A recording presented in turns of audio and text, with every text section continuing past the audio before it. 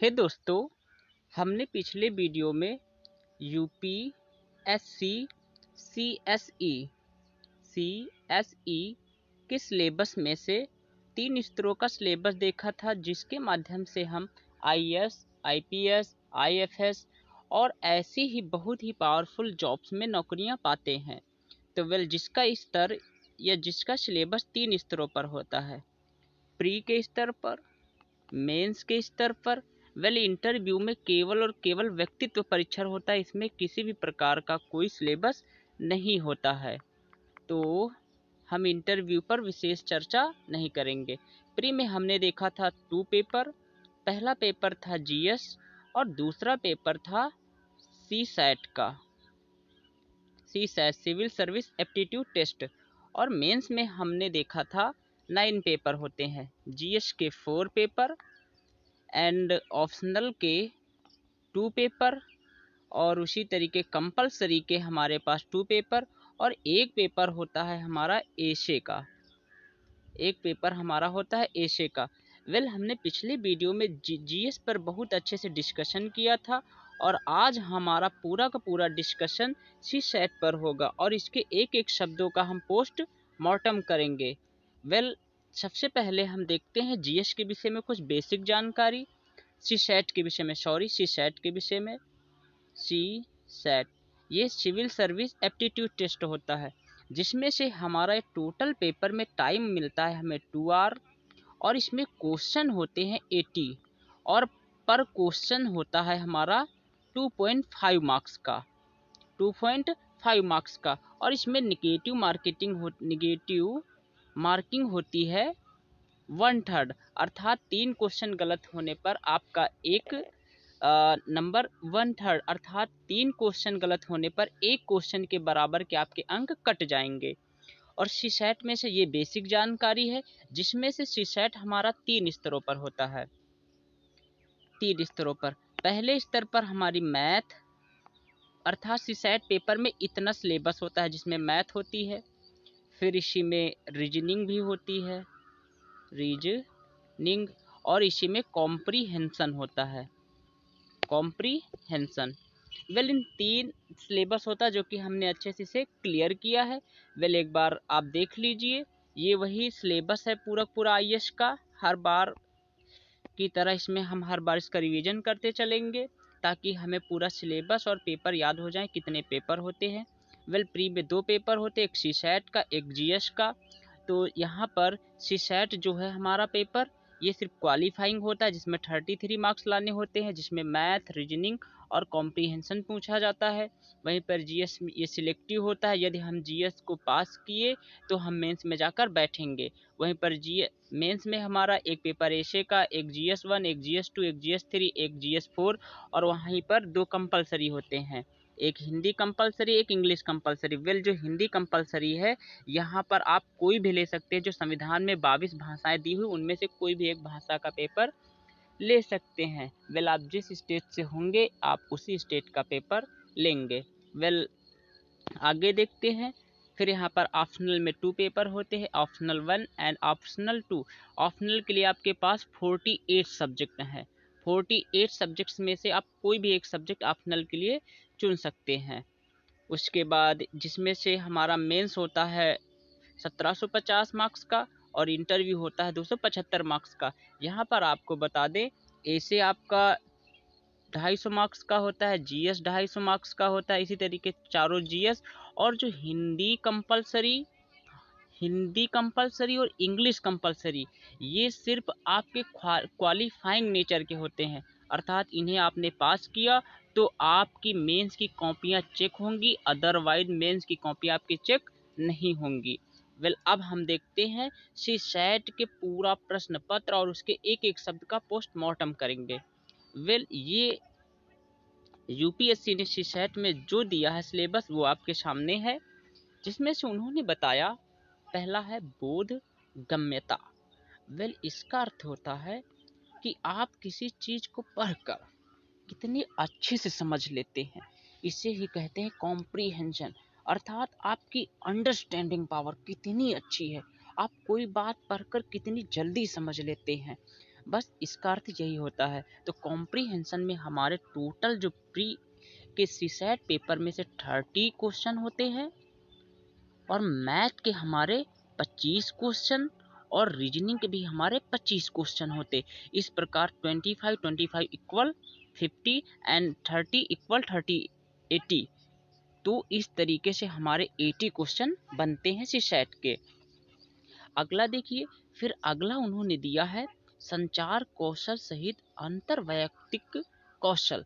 अर्थात यहाँ पर उन्होंने ये जो छोटे छोटे शब्द दिए हैं इनका हमने अच्छे से एक ट्री बनाया है जो आगे दिखाएंगे। पहले यहाँ सिलेबस देख लीजिए जो यूपीएससी ने दिया।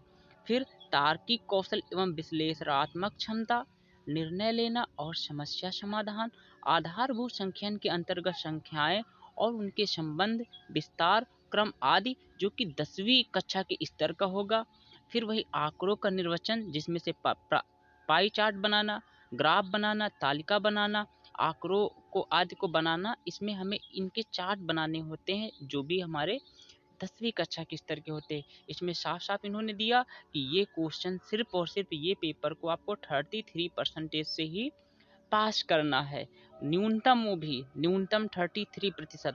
जैसे 2020 में कट ऑफ गया था वो समथिंग कट ऑफ में से आपका ये मान लीजिए कि आपके 70 ऊपर है, 70 मार्क्स के ऊपर है नंबर सीसेट में, तो आप कह सकते हैं कि हाँ आपका समथिंग पास होने वाला है ये क्वेश्चन सीसेट का पेपर। किंतु ये 80 वालों के लिए है। वहीं पर जनरल के लिए समथिंग 90 और ओबीसी के लिए समथिंग 80। इतने नंबर ये सीसेट में है तो उनका पास सीसेट मान लीजिए पास ही होने वाले की कगार पर है। वेल ये सबको निर्भर करता है कट ऑफ कितना जाएगा। अब इस सिलेबस को देखिए, हमने बहुत अच्छे से यहाँ पर इसका एक पूरा का पूरा ट्री बनाया हुआ है। ये देखिए, सॉरी ये थोड़ी सी लाइन आ गई।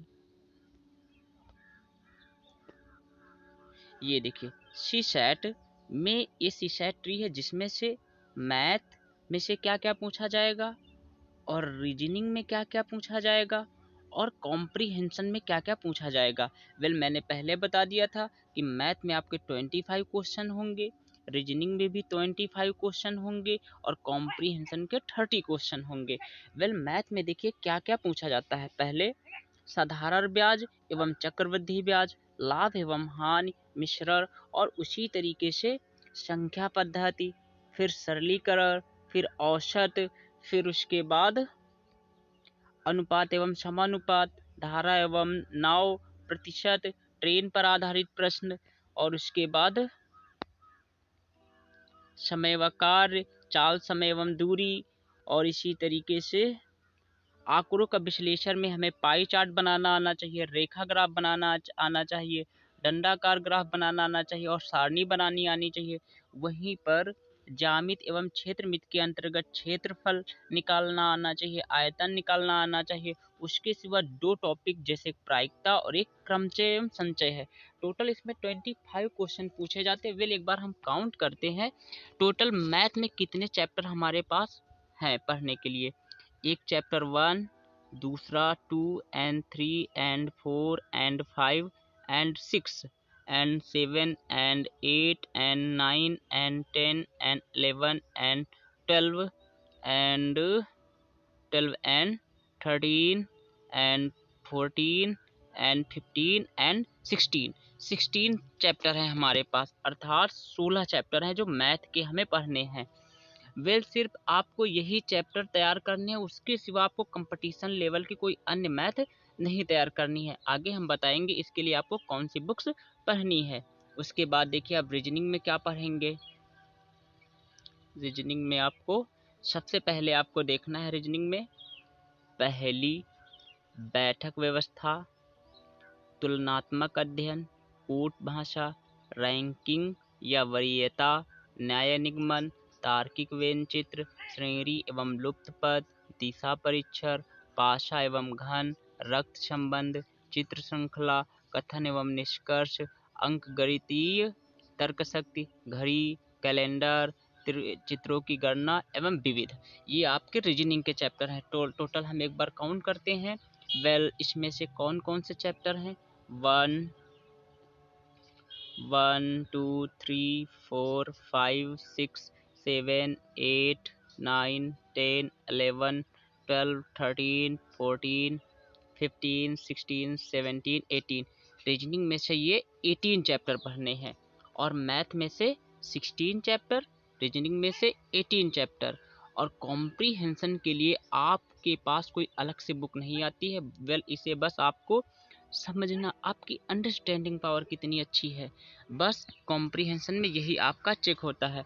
वेल आप बिल्कुल भी टेंशन मत लीजिएगा, क्योंकि आने वाले समय में मैं मैथ, रीजनिंग और कॉम्प्रीहेंशन के प्रीवियस ईयर के जितने भी क्वेश्चन हैं उन पर डिस्कशन करेंगे, और मैथ और रीजनिंग पूरी की पूरी इसी चैनल पर हम सॉल्व करवाएंगे, और बहुत अच्छे से, इतने अच्छे से कि आपको बहुत अच्छे से समझ में आएगा।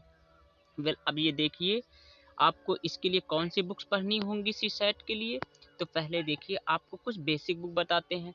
मैथ के लिए एक SD यादव की या फिर RS अग्रवाल की बुक पढ़ लीजिए। ये जो इनमें से कोई एक बुक, इनमें से कोई एक बुक, या SD यादव या RS अग्रवाल। लेकिन इस मैथ में से सिर्फ वही चैप्टर आपको तैयार करने हैं जो आपके सिलेबस में दिए हुए हैं, सभी चैप्टर नहीं तैयार करने हैं। वेल इसमें से जो मैथमेटिक्स जो SD यादव है, समथिंग इसमें से 30+ चैप्टर कुछ हैं, और ये RS अग्रवाल में समथिंग 25+ कुछ चैप्टर हैं।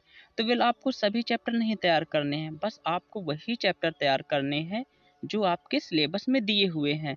उसके बाद रीजनिंग के लिए कोई भी बुक आप ले लीजिए, कोई भी बुक, और अपनी उस बुक में से सिर्फ आप उन्हीं चैप्टर्स को तैयार करना जो हमारे सिलेबस में दिए हुए हैं।